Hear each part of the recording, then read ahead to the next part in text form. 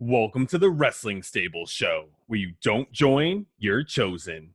Today is Thursday, June 18th, 2020. On today's show, we're going to talk about the man who made his debut last night for All Elite Wrestling on AEW Dynamite, Ricky Starks. We will go over some of his career highlights, including his time working with the National Wrestling Alliance, and we will talk about everything that has pointed towards his big debut. Starks is best known for his time in the NWA, the National Wrestling Alliance. In September of 2019, Starks appeared on the NWA-affiliated Championship Wrestling of Hollywood. Nick Aldis, the NWA World's Heavyweight Champion, teamed with the tag team champs, the Soul Burners. They faced off against the NWA National Champion, James Storm, and Absolute Ricky Starks, and the current librarian of AEW, Peter Avalon.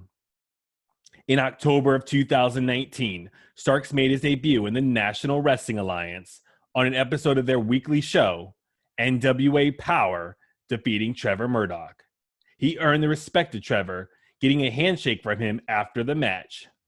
Starks told interviewer David Marquez that he can go for the World or Television Championship, but he wanted to take things up to a level we have never seen before.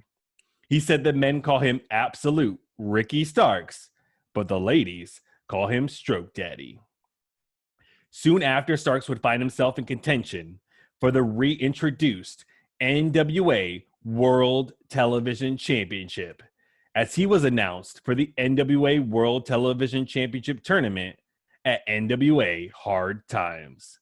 He defeated Eddie Kingston in the first round, Matt Cross in the second round, Tim Storm in the semifinals, and Trevor Murdoch in the finals to become the new NWA World Television Champion.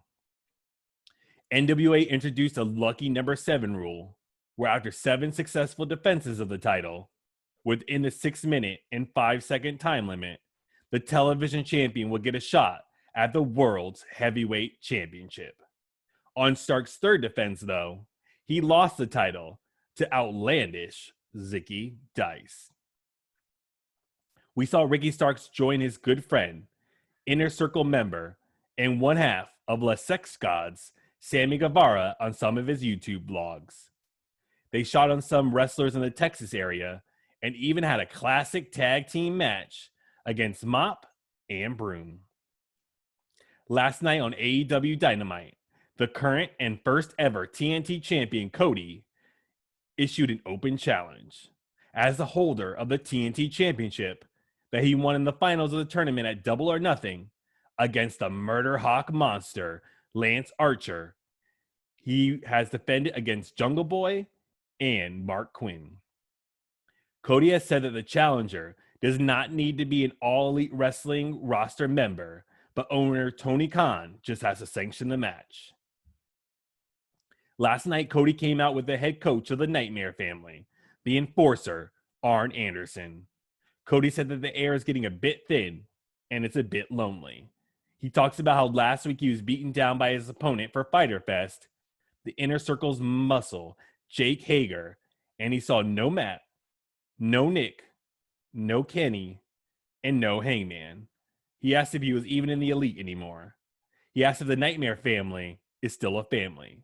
He then passed the mic over to Double A, Arn Anderson, who said his challenger for the evening was a guy who he could take it to and hone his skills. Then we saw a video package start playing. We see Ricky Starks appear. He is now back to going as Absolute. He said the only 2 things he had when he had nothing else was work ethic and grit. The same 2 things that Cody Rhodes has. He has his shoes tied tight, and he's ready to go the distance. He is the hottest free agent, and the announcers did mention that he was a former NWA World's Television Champion. It's good to see a wrestling company acknowledge that other companies do exist. Cody's manager and the coach of the Nightmare family is also familiar with the NWA World Television Championship. In 1986, Arn Anderson won the vacant NWA Television Championship, while still holding one half of the NWA National Tag Team Championships. It was also during this time that Arn and Ole Anderson, manager of the chairman Sean Spears, and AEW roster member Tully Blanchard, and the Nature Boy Ric Flair began calling themselves the Four Horsemen, with James J. Dillon serving as the group's manager. Anderson continued his reign as NWA Television Champion for most of the year, holding the championship for just over 9 months before losing it to Cody's late great father, the American Dream, Dusty Rhodes.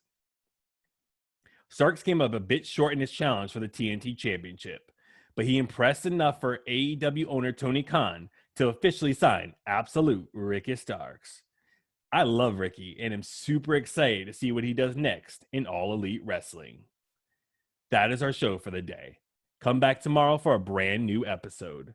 Thank you for checking out Wrestling Stable, where you don't join, you're chosen.